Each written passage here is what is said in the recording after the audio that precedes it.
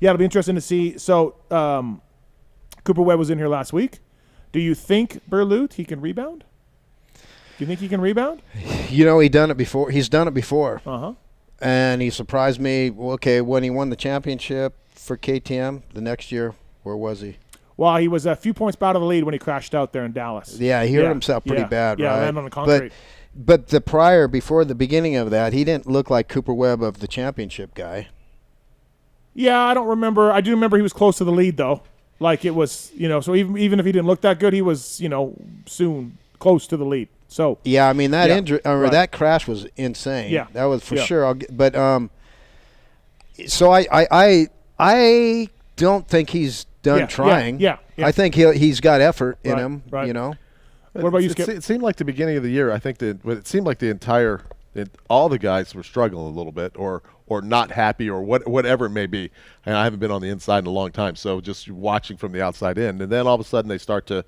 Seems like they found some things, and all the guys started doing better.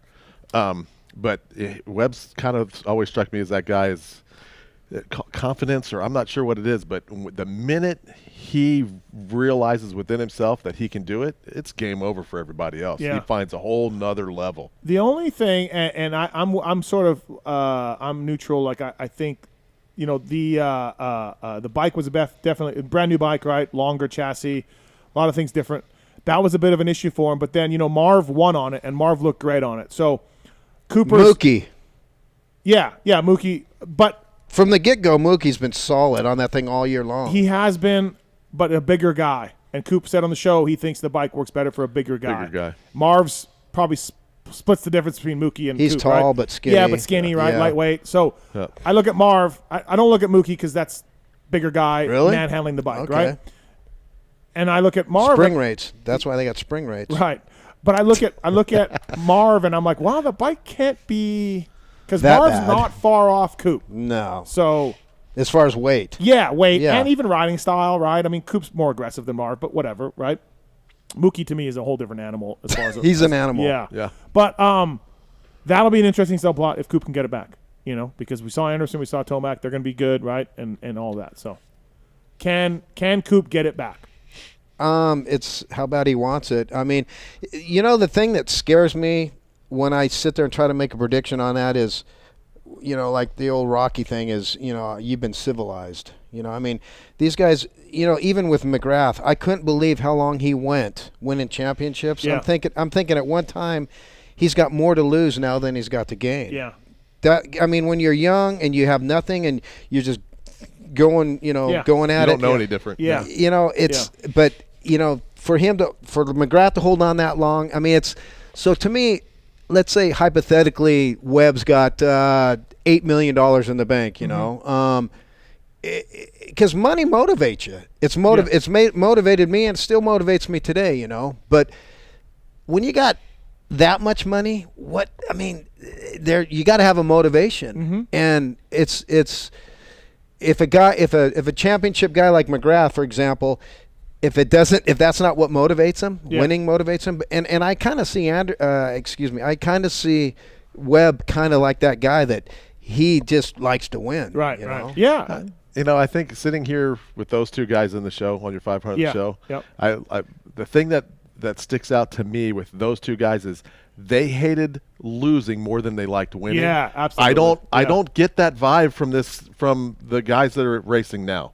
I mean, there may be a little bit here and there, but it's not that. Mm-hmm. And so I think that's a little bit to your point is why are you going to go out and risk? And at the same time, I think the risk is a whole lot higher now than it was 20 years ago. Oh, I agree. I agree. The speeds are up. What they can do. I mean, I get that vibe from Villapoto too. I was around the Cowie truck ride. I was close to him and all that. So I got the same vibe from him. Like when he won, it was like no big deal. Like I'm supposed to win. He wasn't happy. He's just the same old, asshole RV, right? Like even when he won. But when he lost, and especially when he lost to Stu or something, I would jab him like, oh, Stu looked good. It got him really mad. You know what I mean? Like he really hated losing more than he liked the winning. No, and I think, because that group of guys you were just talking about was that we're talking about a group that's even further behind, right? And I think that's something that's a little bit lost in what's going on in our sport today. I don't know. But okay, so I'm with you a little bit, Skip. Now you guys are older than I am. You come from a generation even before I was as a mechanic.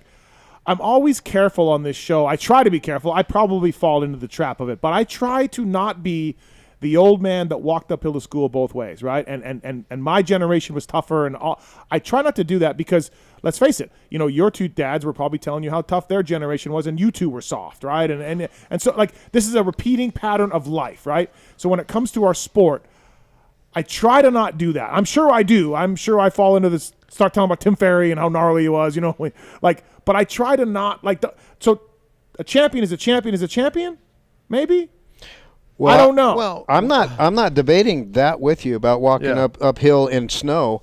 I'm just saying that once you get civilized as a person, that you have this palatial house here, that you have a good it's upper middle class house. But okay. This is a beautiful home. Thank you. And this is above middle class, by the way. Okay. But anyway, I don't want the IRS to come after you, Steve. Right. But no, I'm just saying we change as people. No, I get your point, but Skip was saying that this generation maybe doesn't hate losing as much as the older generation. I don't know that. Because to me, this generation, we do it with I did it. Yeah. You sit down and you can look, especially with the younger guys coming up in the lights class. And you worked with younger guys. You can sit there and you can put it in. You can do a nice little spreadsheet and you go, okay, here's this big-ass championship bonus that sits out here looming. You can just go, you need to score based off of all the history that we know now. Mm-hmm. You need to score X number of points to win that title, to get that big bonus. So when you see these guys taking unnecessary risks, which is going to contradict what I just was talking about, right? But that's where the sport is, I think. Not so much being old school, but it changes. Okay. Things evolve. Yeah. But you can sit there, and I think you can go back, and I think you can look at a couple guys from 2-3 years ago. The one that sticks out to me, was you could probably talk about Faulkner a little bit, right?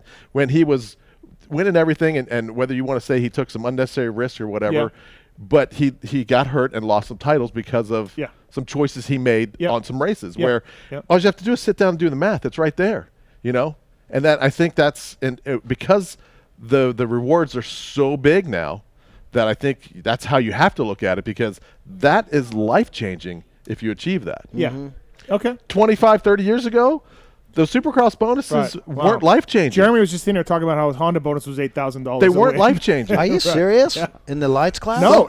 Some of these Honda. These bonuses now. 8,000 per race. Yeah, per win. Okay, gotcha. Yeah. They're life-changing now. So you have to race accordingly. Yeah. So as much as I could sit here and go, I hate that part of it, man, I get it. I built spreadsheets to prove to the guys this is what you have to do. Right.